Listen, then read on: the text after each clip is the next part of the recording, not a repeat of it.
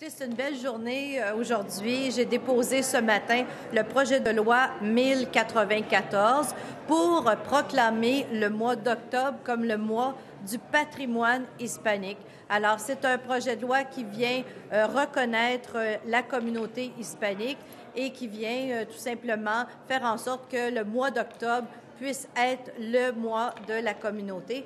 Et pour vous expliquer l'intention de ce projet de loi, je passerai la parole à Alexandra Regalado, qui est l'inspiratrice de ce projet.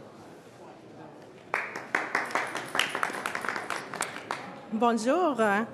Premièrement, je vais remercier Mme Carole Poirier, députée de Hochelaga-Maisonneuve, GUIF en chef de l'opposition officielle, porte-parole officielle pour la métropole en matière de l'immigration et de la communication culturelle et responsable de l'île de Montréal. Aujourd'hui, pour la communauté hispanique de Québec, c'est un moment historique. Les mois du patrimoine hispanique, on les fête un peu partout dans l'Amérique du Nord. Alors, c'est un hommage pour nous, la communauté hispanique. On compte plus de 143 000 hispano-québécoises. Alors, c'est vraiment une quantité de latinos. On parle de 23 pays. Alors, c'est vraiment important pour nous. On veut vraiment avoir un cadeau avant vendredi. Moi, je veux dire vraiment avant vendredi. Un cadeau de Noël pour la communauté hispano-québécoise. S'il vous plaît, adoptez la loi le plus tôt possible. Comme ça, on va pouvoir, en 2018, le mois d'octobre, on va vraiment fêter en grand les Québécois hispanos ici au Québec. Merci. Bravo. Merci, M. Zúñiga. M. Zúñiga. Mi nombre es Luis Zúñiga. Nosotros agradecemos al gobierno de Quebec, a la señora Carole Poirier, las gestiones que hizo para efectuar este proyecto que realmente es una identidad de todos los hispanos del Quebec y quisiéramos también que el gobierno asuma su responsabilidad en este proyecto, que lo pueda aprobar.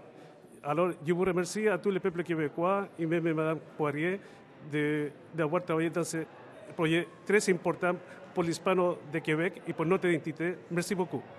Merci maintenant, Mme Poirier. Pas tout de suite.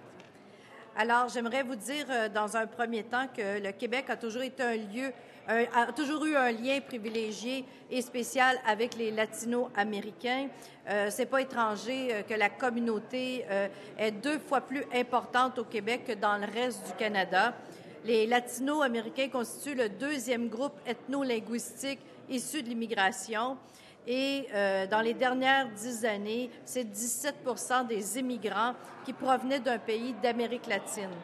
On estime aussi que pour chaque hispanophone au Québec, il y a un Québécois ou une Québécoise non hispanophone qui parle l'espagnol. C'est d'ailleurs le choix de plusieurs d'apprendre l'espagnol comme 3e ou 4e langue, c'est pour nos jeunes particulièrement. On compte aussi qu'il y a plusieurs autres immigrants au Québec qui ont un problème, et c'est comme les autres immigrants, c'est le problème de l'accès au marché du travail, et c'est la même chose pour la communauté hispanophone. Parmi toutes les minorités visibles, ce sont les personnes latino-américaines qui gagnent le moins en moyenne, et cette réalité est vraie autant pour les hommes que pour les femmes. En principe, on parle de la communauté la plus intégrée au Québec. Si on prend l'exemple de la langue de travail, c'est 70% des Latino-Américains qui utilisent surtout le français, comparativement à 56% pour l'ensemble des immigrants. Alors, il est urgent de briser ces barrières et je crois que, pour ma part, nous avons déposé précédemment le projet 998 pour favoriser l'intégration des immigrants et on vient aujourd'hui marquer encore plus le pas en faisant du mois d'octobre le mois de reconnaissance de la communauté hispanique. Alors, des gens de la communauté hispanique qui ont marqué le Québec, Eh bien, dans les arts et les lettres, il faut nommer absolument les comédiens chiliens Nelson Villagra et Manuel Aranguiz et le romancier Sergio Coquis, brésilien d'origine, qui a vécu d'ailleurs à Gaspé. La chilienne Marilou Mallette, qui s'est fait connaître à la fois comme cinéaste et écrivaine. À la télévision, un autre Chilien, Patricio Enriquez, a connu une carrière importante. Et dans les activités académiques, on se rappelle de l'Argentin Mario Bungi, professeur de philosophie à l'Université McGill. Et on ne pourrait pas passer sous silence qu'en politique, le premier député hispano-américain à être élu a été Osvaldo Nunez à la Chambre des communes à Ottawa. Alors, aujourd'hui, nous avons des gens de toutes sortes de pays. D'ailleurs, c'est 23 pays qui sont les pays hispaniques que l'on représente aujourd'hui. Il y a des gens de provenance, vous le voyez avec les drapeaux, un peu partout, de toutes les origines. Et je suis très fière d'être avec eux parce que nos cultures se ressemblent et elles s'enrichissent mutuellement.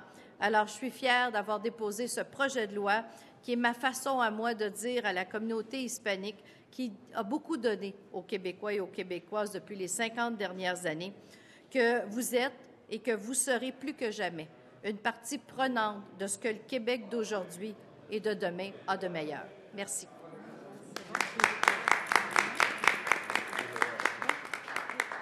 Bonjour, c'est Fanny Vegaso, péruvienne d'origine, et on vous souhaite Feliz Navidad! Pourquoi on vous souhaite Feliz Navidad? C'est qu'on veut ce projet de loi adopté avant Noël. C'est le cadeau de Noël que l'on veut offrir à la communauté. Bonne journée. Merci.